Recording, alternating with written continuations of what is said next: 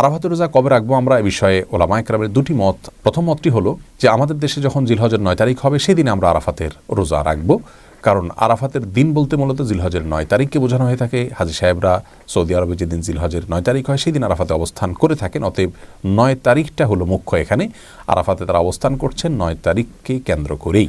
ইয়ামে আরাফা বলা হয় পৃথিবীর যে প্রান্তে আছেন সে প্রান্তে যেদিন জিলহজের 9 তারিখ হবে সেই দিনকে। আরেকটি মত হলো যে হাজী সাহেবরা যেদিন আরাফাতে অবস্থান করছেন সেই দিনটাতে রোজা রাখাই হলো আরাফাতের রোজা, এবং সেই দিনটি আমাদের দেশে জিলহজের 8 তারিখ হয়ে থাকে। এই জন্য অনেক উলামায়ে কেরাম জিলহজের 8 তারিখে রোজা রাখার কথা বলেন হাজী সাহেবদের আরাফাতের অবস্থানের দিকে লক্ষ্য করে, কারণ হাদিসের ভাষ্য হলো আরাফাতের দিনের রোজা।